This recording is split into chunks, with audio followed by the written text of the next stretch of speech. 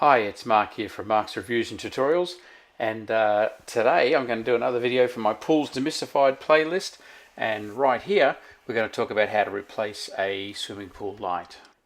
So most of the time, and hopefully there will be a little control box or conduit box up above the light, directly above the pool. You need to take that top off, and there should be a loop in the wire, or hopefully some way of accessing the wires for the light down below. Now, when this is installed correctly, there should be enough wire running from that control box down to the back of the light and then wound up behind the light so that you can lift the light out and get it up onto the side. Unfortunately, in this case, the installer wasn't cluey enough to do that. There was just a wire running from that control box down to the light, and then the light wouldn't actually come out at all. So the only way to get the light out was to cut the wire at the top and then pull it out, wire and all, from the bottom. This little screw and rubber you can see here, that goes at the bottom of that conduit. This is a Spa Electric niche light, and so down, actually arm's length down in the swimming pool where the wire comes out is where that was. You can see here I'm reaching down and installing a new wire. When I put the new wire in, I made it long enough so that the light could be pulled up and put up onto the side. Now, with Spa Electrics, they do actually have a multi-fit system, so you can retrofit into any cable and use existing cables. The thing to check with existing cables is that there's no moisture damage or rust in the cables or anything like that, no puncture marks and so forth. And if the cable is good, you can reuse them. And sometimes you can just chop a bit off the end of a cable until you come through to a good bit. But they've got a system, you'll see it later coming up in the video, where they've got different coloured heart-shaped O-ring things that enable you to have different cord widths. So putting this light in, it came as a sealed unit, and the screws on it don't allow you to open it up and take it apart or anything like that. So here are the O-rings, the green and red and clear that you see there. They've all got different size actual holes where the cable comes through. So you can get the one which is a nice tight snug fit over the cable and then clamp that down. This is the plug assembly that the Spa Electric lights have. The new light came with a new plug assembly, so I was able to fit the new cable that I was also replacing into this plug, and then it plugs into the light. So they've got a great system. So the light, as it comes all sealed, you don't have to open it, but you can actually connect this plug to your cable and then plug this plug in and screw it onto the back of the light. So this plug end is waterproof, and also the light itself is waterproof. So now for the cables. The white cable is the new cable that I was replacing in.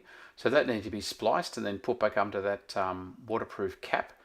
I was able to grab hold of the black wire there, because it was going to be very hard to join it down in that hole, but I was able to grab hold of it with a pair of pliers and pull it up a little bit, so there was a little bit for me to be able to grab onto, and then I was able to splice the wires, as in to get the outer casing off and then strip the inner casings off back to the bare wires and then twist them all up. At this point, again, very important that you make sure the wire's all in good condition, not corroded and not a bad connection, and then put the little clips on over the top and then tape the whole thing up, so it was all nice and waterproof.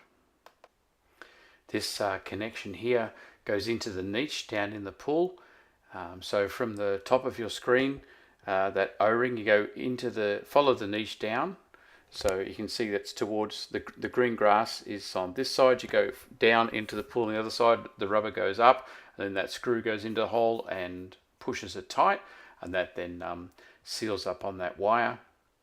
And I've included here the instructions, so you can pause this and have a look at them if you want to read through the exact step-by-step instructions of what to do and how to get that wire spliced in there. Just pause on the bit that you want to look at, and you can check it out from there.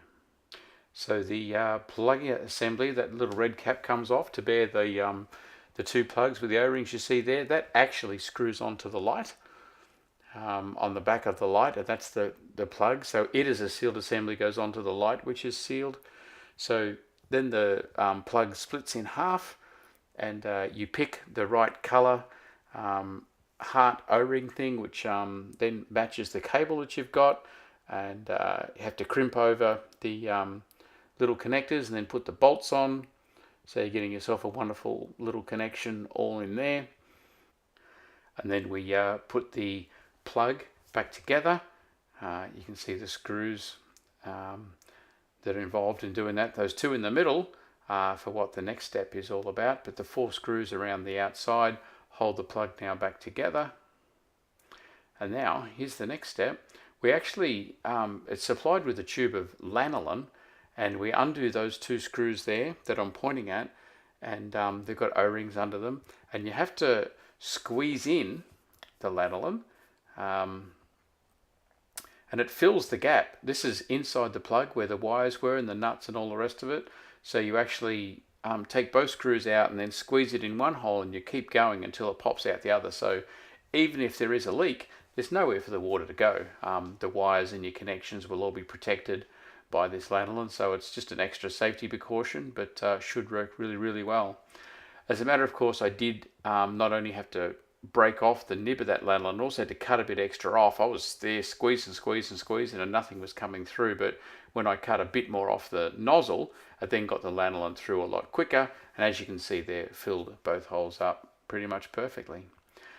So those 2 screws back in with the O-rings to fill in the lanolin, and then the 3 screws that are sitting up now are the ones which actually attach the plug to the light, and you saw there was an O-ring on the other side of it, so that's again a waterproof seal, but it's coming down onto those 2 stainless steel plugs. And then last but not least, there's just the 2 screws which hold the Nix light into position, and as you can see, it's very flush, very smooth. This was replacing one that had leaked water and shorted out, but then it's just those 2 screws vertically in with a screwdriver, and you're done. It's just a matter then of giving it a bit of a test.